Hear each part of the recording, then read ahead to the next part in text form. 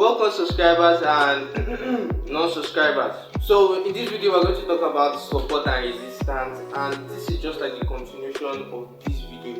So if you guys haven't watched that, the link is in the description. I don't want you guys to get lost, so if you don't want to get lost, make sure you watch that one first before you come over to this one. And yes, I'm going to give you guys the full breakdown. Before that, if you have been trying to see me on Instagram, I want you guys to follow me on Instagram. I just created this account new. And if you want to talk to me personally, yeah, you can just, shoot me again. I can't wait to see you there. What's good, YouTube? Malvin here. So I'm going to show you guys how you can use support and resistance in your trading. But just before we dive into it, I want to tell you guys the different types of resistance we have. In case you didn't know, the type of resistance we have is the dynamic resistance and the static resistance. So most people don't know about the dynamic resistance, but a lot of people know about static resistance.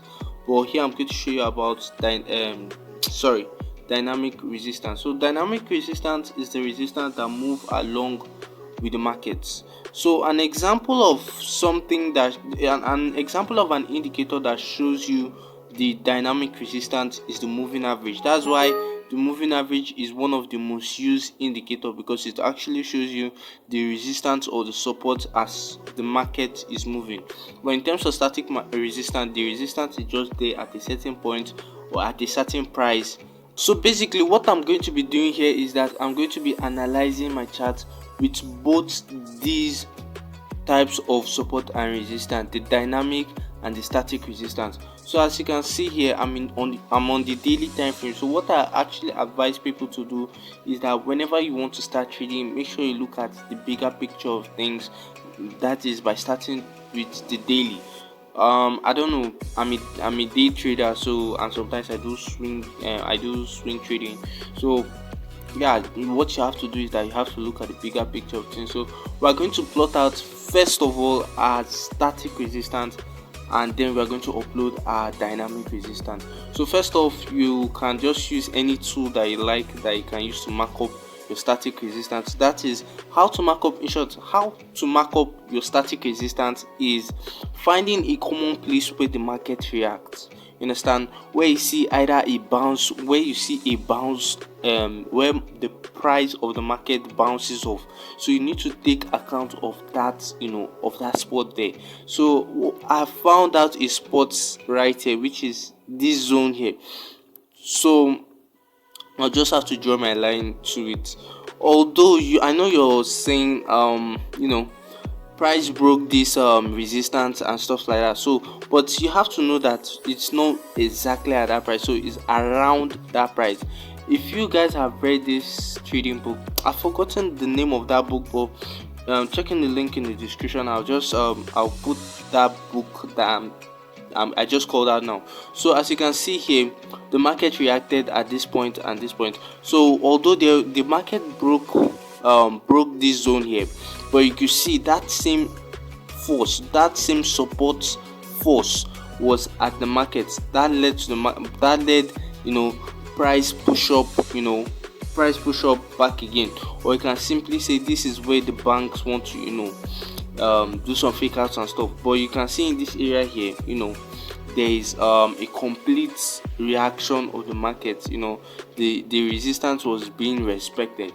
So what we're going to do now is that we're going to upload our dynamic resistance. Although you guys know that I have my favorite number for this dynamic resistance, which is the 20 and the 25. So if I'm seeing dynamic resistance and you don't know what I'm talking about, seriously, go watch the video from the beginning. You know what I'm talking about. So the dynamic resistance here is the moving average. So yes, let's put in the moving average. So what I want you guys to do is put in the moving average twice. Although this is Tradingview, but I'm pretty sure that you know how to do this on MetaTrader 4. So go over to setting, go to inputs, then I'll take this one to be 20, 20, then style, I'll make this red. So let's make the color red, then make it thick, and okay, that's it. Then we'll move over to second moving average and change it from defaults. That is we'll make this one to be 25.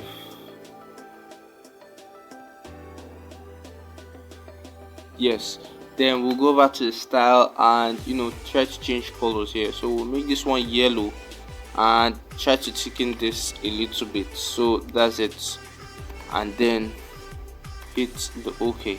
So you can see the dynamic resistance is well plotted, and you can see it's clean, clear, and understandable.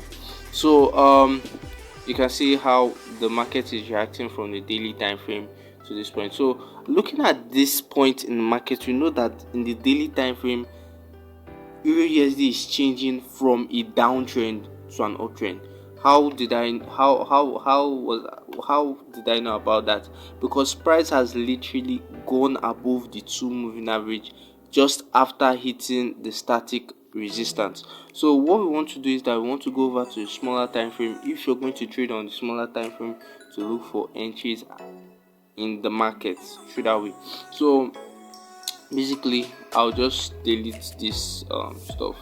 Then let's go over to the 1 hour time frame. So to the 1 hour time frame, you can see it there. But currently now I'm not going to be analyzing the market from this point, but I want to give you guys a clear explanation. So you can see this was the point that we marked in the day on the daily time frame. If you check the daily time frame, we marked this support, and you can see how well this is reacting from the from the hourly time frame. You can see there's a reaction. Let me mark this up. There was a reaction here, second reaction here, third reaction here, and a fourth reaction here. You can see how powerful the daily time frame is. So what you need to do is that check on the daily before you go over to the to the lower time frames and so on. So now I want to give you guys a state where where the moving average, where the dynamic resistance does not work. So the dynamic resistance does not work when the market is not trending. So how will you know that the dynamic resistance is not working or it's not at a good state? Just you notice a kind of street movement from the moving average on the price. So once you see something like this, just take a look at the drawing I just made. Once you see something like this, you know that the market is consolidating and you don't need to take any trade. So if you look at this current price action that is happening here, you could see almost the same thing happening here. Like you could see how price is kind of moving at the middle of the market. So this is a full explanation on these two types of resistance. So if you did like this video, don't forget to smash the like button, and if you love content like this, and if you love to see more educational content like this, don't forget to subscribe. Smash that subscribe button, and you know what I do, I'm out.